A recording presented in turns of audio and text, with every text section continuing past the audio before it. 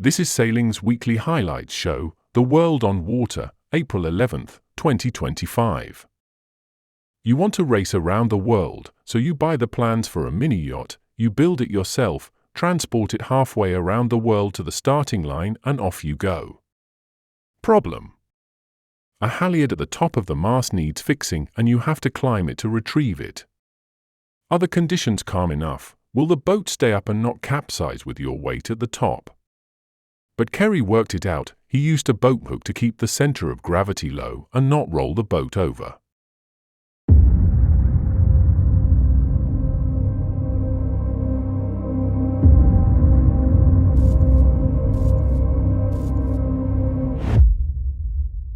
So this little fellow lives in the Galapagos, and at night you get a whole group of them that fly round and round the boat, and they make a sound a bit like an egret or a warbling sort of frog. Very strange, but their white of their plumage flashes in the light of the navigation lights, and I think that's what attracts them. But they get quite tired, so they fly round and round and they try and land and then they take off. And I'm not sure if they're hunting, if our lights are attracting fish to the surface. In the morning, they get attacked by frigates, which are quite an aggressive, much larger seabird. And the aerial combat is incredible to watch as these little fellows manoeuvre to avoid their predator. And I think it's a predator. It doesn't look like it's some kind of aerial play. It looks pretty serious to me. Anyway, it's very handsome. And I wondered how they fly at night, but look at the size of those eyes. I reckon that has a big part to play in it. Anyway, I've let him stay on the solar panel for a ride and a rest. He's probably deserved it.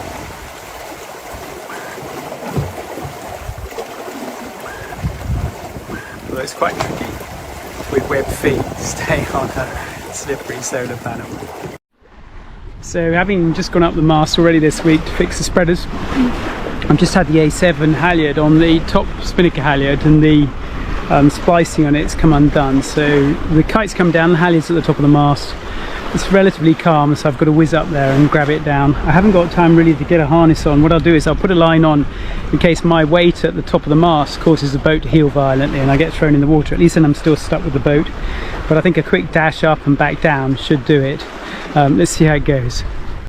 So I'm going to be attached to the staysail halyard.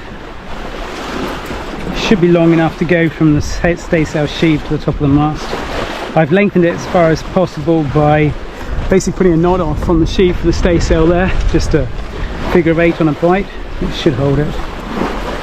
Just a quick bowline on there, not ideal, but just a bit belt and braces. I'm more worried not from falling because I've got nothing to protect me from that, but if the boat heels violently, that's the bigger concern and I end up in the water and the boat, which is on pilot now, decides to sail merrily on without me, which wouldn't be very cool.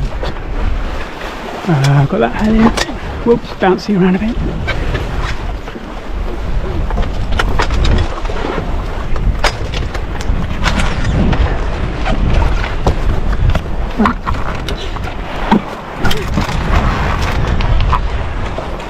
Okay, so we're at the spreaders that I fixed earlier this week. I put some shims in, you see, just webbing on that one and a couple of coins that side. They were Panamanian and Antiguan coins, so we don't have much further to go, but we start getting to limited stability now.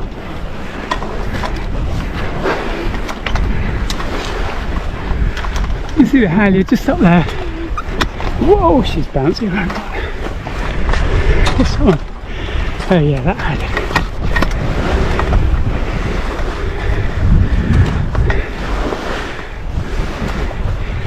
Let's wait for the movement to stop a bit. It feels like she's just a bit iffy there. See the swell coming in, announcing the trade winds. Bugger, I've got to get that.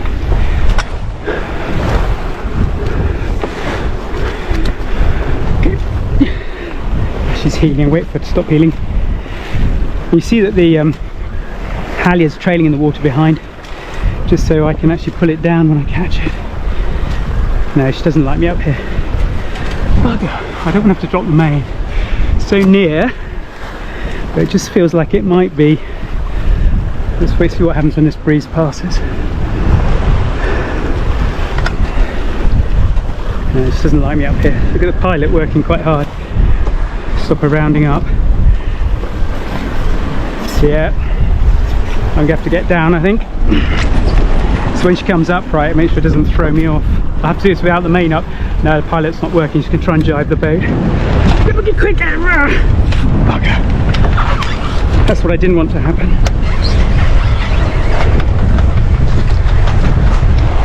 Bugger. Try again. Okay, I got it. And I'm bringing it down. Trying to keep tension on the halyard so I don't lose it again. Come on.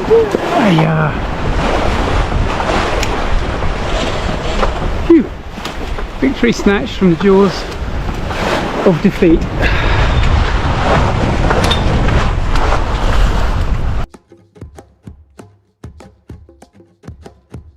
The swallowtail gull resided on board of the Origami yesterday to take a rest, being chased this morning by 2, subsequently 3 frigates. This is the aerial combat I was talking about yesterday. At some point, the frigates forced the gull to regurgitate whatever it had eaten, and they then descended to the surface to gulp it up voraciously, and then continue their pursuit of the hapless gull. So I'm not sure if they're trying to attack it, or they're really just trying to get it to provide them with food in a sort of fairly aggressive, vicarious manner.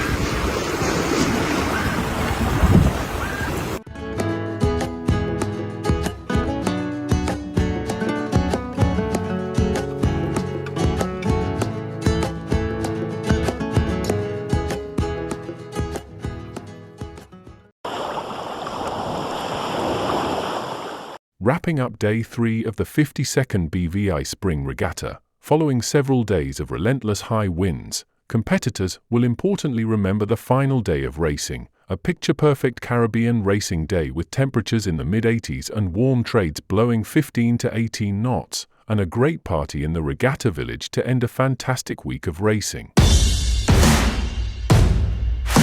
I'm loving this regatta. Sailing around the islands is so much nicer than sailing around buoys. It's pretty, mostly partly because we're doing well, but partly because it's beautiful sailing. This is the most enjoyable regatta I've done for a long time. Oh, the BVI's is one of the greatest places to sail. We've been breeze on this week, which is really a nice way to test out a new boat and really see how she performs. Here we've been really excited and working hard to keep first place.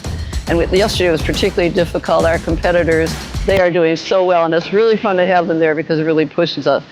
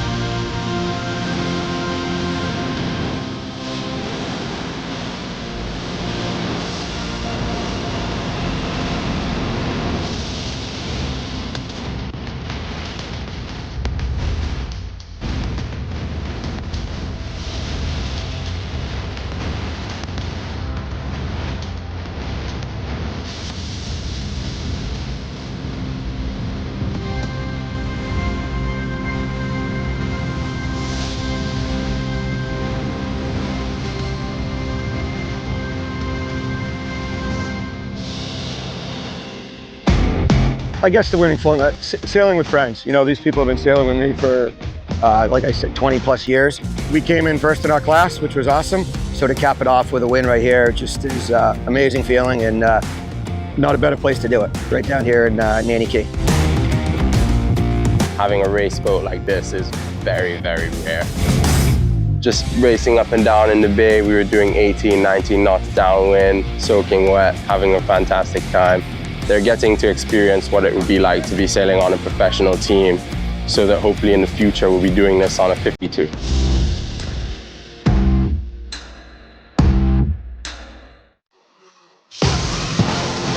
We're super happy to be at the top of the pile right now, but we've got a lot to do to be in the same position next season.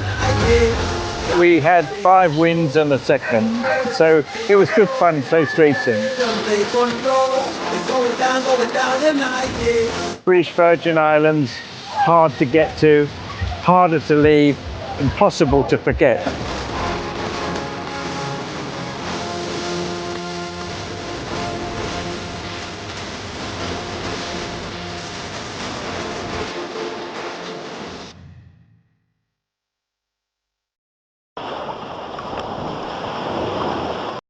Alive is set to go for the final start line of the race to Osaka.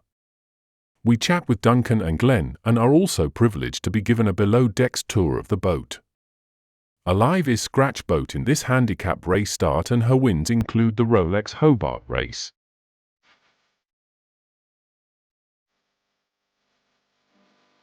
Welcome to Melbourne, and obviously we're getting close to the pointy end now. We certainly are. It's looking ominous now. We're going to start. Yeah, it's getting very real now. Yeah, a year and a half ago it was sort of like, oh, that'd be nice, and now it's very real. Obviously there's been a delay. Have you got anything you're prepared to say about that? I think it was a good decision by the committee to delay us, because there's no point going out into 40 odd knots and 11 metre seas and things like that. This boat is really intended to be crewed by 12 people. You're down to 2 people, obviously very capable people, but you've had to make some modifications here. They're very minor modifications. They're just trying to work out how one person can do a 4-person job. When we first bought it, we used to use 16 crew, then we reduced it to 14, and then we got down to like 12 for more recent races, and now we've gone the jump from 12 to 2. But most of the jobs on the boat are designed around like 4 people actually doing things. So it's just been a slow process of working out how to actually how one person can do all 4 jobs at the same time. It's not been fully adapted as a two-handed boat because it is going back to the fully crewed boat, but things like instead of a furling jib, we've got a jib on hanks, but we've got ways around to manage that. There are just a lot of simple changes, variations, but it slows down when you actually go to change, like headsails over, it's going to take a bit longer. So we've got to plan ahead. Yeah, it's planning ahead and will take longer, exactly. Yeah. Okay, and so what are your sort of hopes and expectations for the first week, do you think? It's been changing every day, like doing some routing in here probably 4 or 5 days ago. It was going to be over 2 days to Gabo, then it was down to about 22 hours, but with the problematic conditions around Gabo and beyond, and now it's a wise decision by the race committee, and now it's back to something more reasonable. Yeah, I think a lot of people would be pretty interested to know what goes on a big boat like this, crewed by 2 people. Are you able to give us a bit of a look-see? Why don't we give you a guided tour?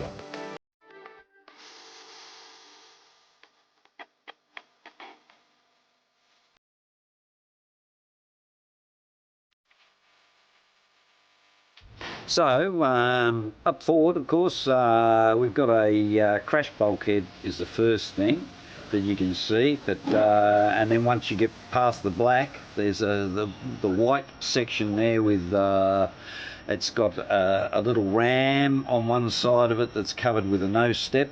It's the canard case, and the canard, for people that don't know what candy keeled boats are, is basically gives you your lateral resistance. It's like a centreboard in a dinghy. Then if you start coming back, you get to the head. Ours is exceptionally large. There's no door though. Privacy is one of those things. I make sure that Glenn knocks before he comes downstairs if he's on watch, and I've never looked.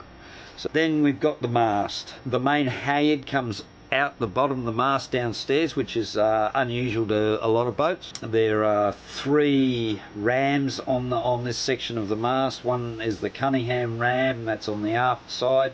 On the side of it is the check stay, and at the front of it is the boom vane. They're all operated on this boat by a PLC, which is here on this bulkhead behind the toilet, that you can adjust speeds and things like that. So that's sort of good for short-handed sailing, because you can make your processes variable. It's not a cruising boat, it's a working boat. It's big, There's not a lot of luxury in it, so yeah. It's got a boat computer, which takes all the inputs in for the sources, wind speed, wind direction, so on and so forth, feeds that into the boat computer. About a 20-inch screen back there for navigation. Access the internet, there's Starlink, so we will have real-time sort of access 24 hours a day, we hope. Got to keep up with our TV programs. But now you've got a lot of food down here. Where are you planning to tackle all that? Well, eventually in our stomachs. I was hoping to get down this morning before Glenn came down, because there's a lot of stuff here that I'm meant to hide so that he doesn't actually eat it on me in the first day. A lot of people message me like he can be a pig when it comes to chocolate. But yeah, like and yeah. Hopefully that was in a past life. It doesn't show. Who's got the best bunk? Yeah, I'm just thinking, going up the east coast at the moment, you know, as we go round, I'm on the lower side. Oh, you know, which will be easy to get in. It's a very hands-on boat. You know, it's like it's a big dinghy. It's not quite a dinghy, but it's the next best thing. Yeah, there's a lot of hands-on stuff. Yeah, so very much upstairs. Yeah. We haven't even worked out how to use the autopilot downstairs.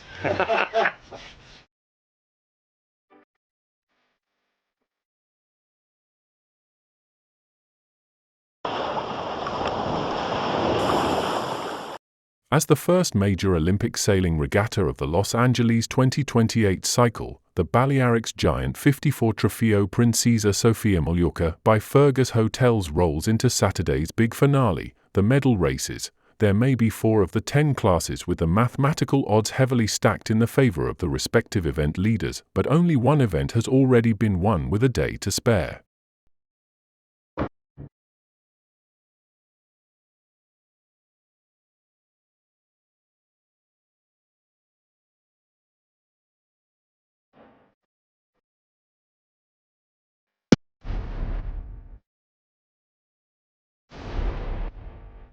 Day 5 here in Palma was an absolutely critical day for making sure that you could get into your medal series, which is going to be happening tomorrow on Saturday. Our special focus today was on the ILCA 6 and ILCA 7 fleets, almost 300 boats between those two single-handed fleets.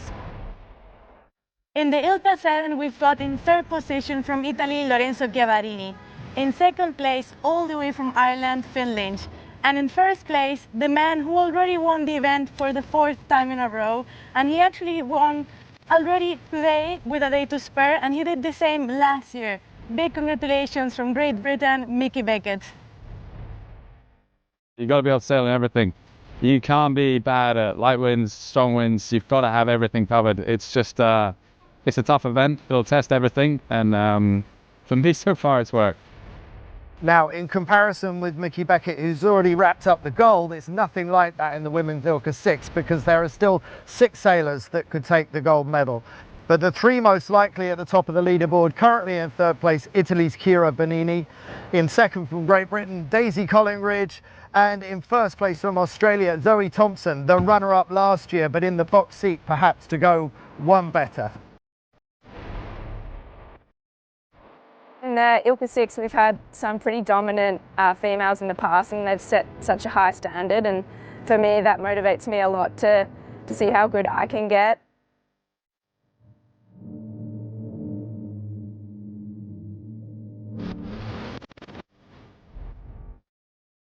Now, going into the final day, take a look at the leaders in all top 10 of the Olympic classes.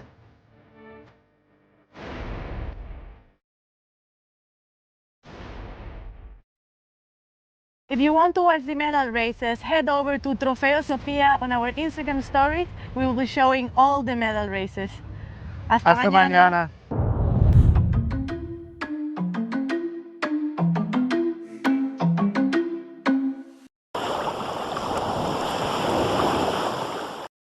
Stunning conditions greeted sailors at the BVI Spring Regatta with bright sunshine, warm Caribbean waters, and 25 knots of breeze delivering champagne sailing across 3 race courses. With the Sir Francis Drake Channel turning on the style, a huge fleet from across the globe took to the water just off Nanny Key, making the most of everything this world-class venue has to offer.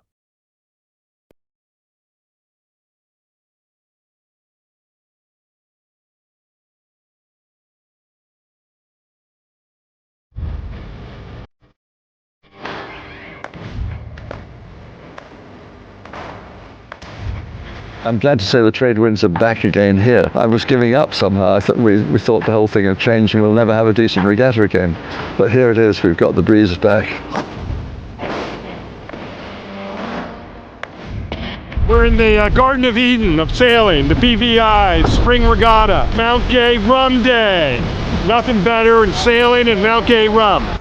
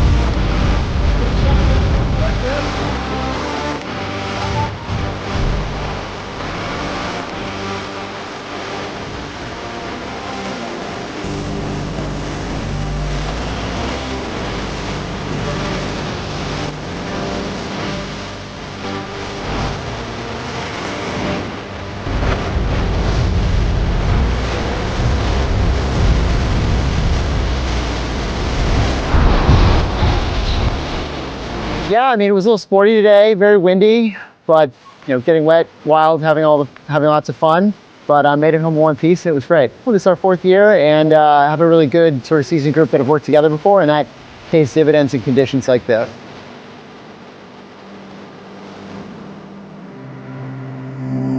It was a great day. I mean, we come to the BVI for the wind, and it delivered. It was a classic BVI day, 19 to 24 knots. Fantastic conditions. Yeah, no rain, absolutely beautiful.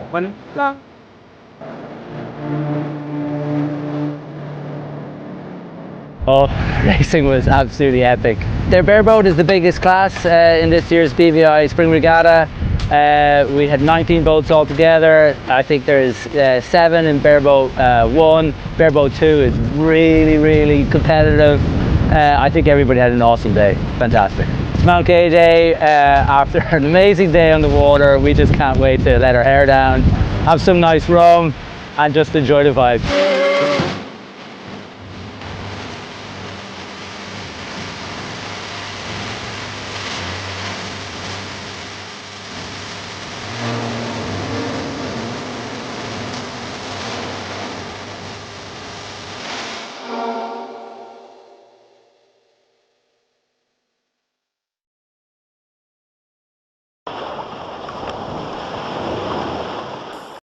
Winner of the Women's IQFOL windsurfing competition, Great Britain's Emma Wilson has been crowned outright champion of 54 Trofio Princesa Sofia Mallorca by Fergus Hotels. In addition to Emma Wilson, Michael Beckett, the British sailor who achieved his 4th consecutive victory in ILCA 7, and the young Singaporean Max Marder, winner of the past 3 editions of the Princess Sofia Trophy in Formula Kite Men, were especially applauded at the award ceremony.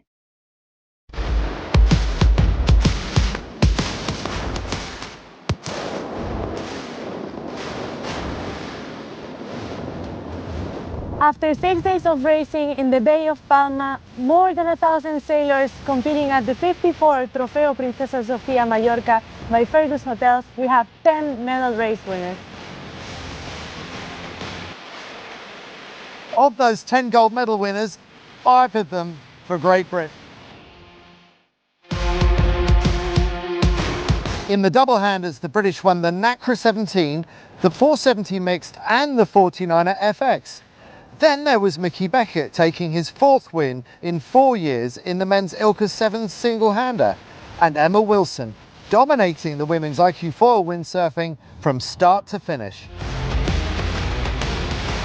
Australia also had quite a regatta, Gray Morris winning in IQ4 men and Zoe Thompson taking ILCA 6 gold. China did well across many fleets and ended up with an Accra 17 bronze and a gold for Wan Lee in women's Formula Kite. In men's Formula Kite, it was the 18-year-old from Singapore, Max Mather, taking the gold medal for the third year in a row. Reigning 49er world champions Erwan Fischer and Clément Pekin won skiff gold for France.